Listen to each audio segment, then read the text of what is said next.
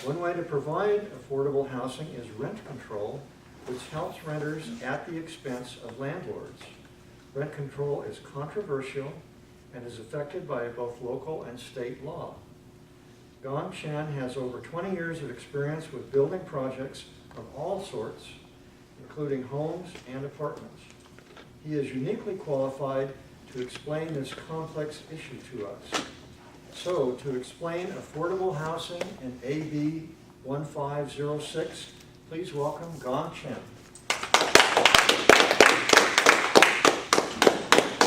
Good evening, dear fellow Toastmasters and honorable guests. The topic of my speech tonight is affordable housing and AB 1506 in California. California is the golden state. It's plenty of sunshine and a paradise climate.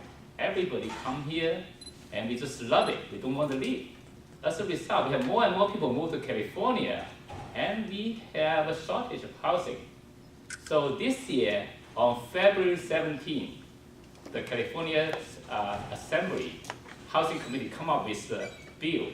It's called AB 1506. AB stands for Assembly Bill number 1506.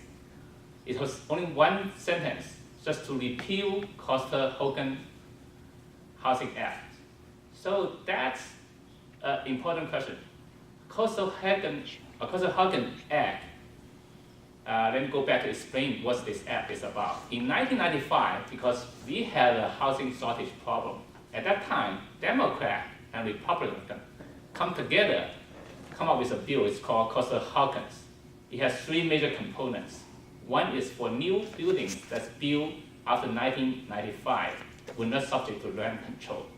Number two is single-family home and condominium were not subject to rent control. Number three is after a tenant moves out, the landlord has the right to reset the rent per the current market rate. So those are very essential protection for landlords. If this Costa-Hawkins Act is appealed, this is one of the last line of defense for landlord. And there's basically almost no way to do business in California as a landlord. So we all want to help to alleviate the problem of affordable housing.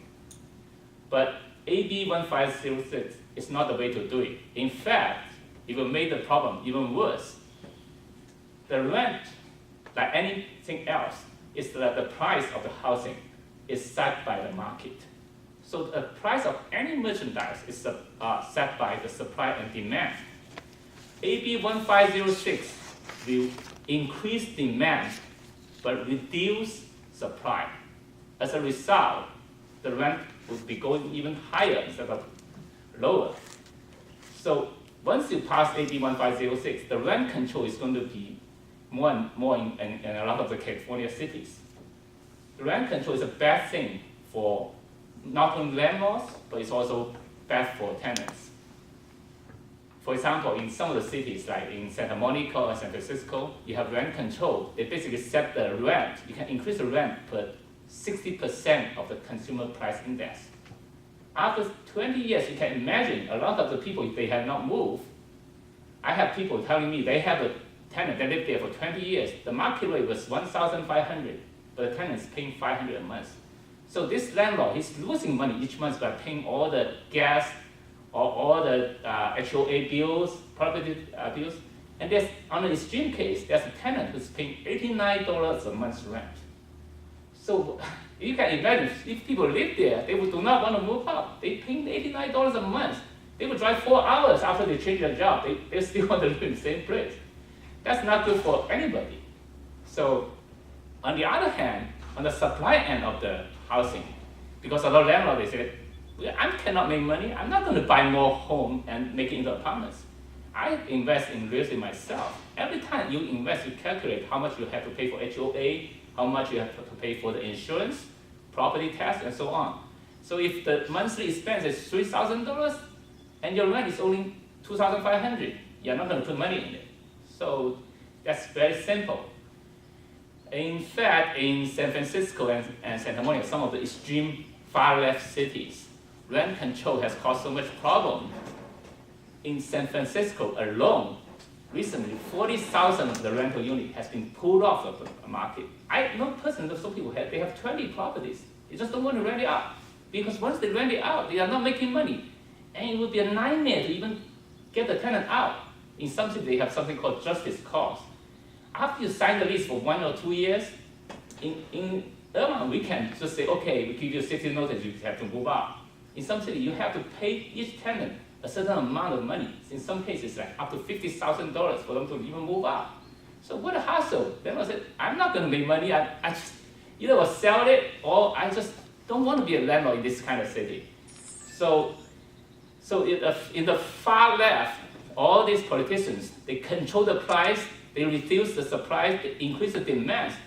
And since landlords are pulling the unit off the market, now they want to come up with even more laws. Say, okay, now you cannot even take your unit off the market. Say if you want to move in some of the city, they have to adjust the cost. You normally have to give them 120 days notice. Now you have to give them, they try to propose something called AB 982. You have to give them 1 year of notice for you to move into your own house. This is ridiculous.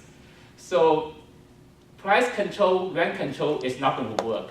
I happen to live in a communist country for maybe 20 years.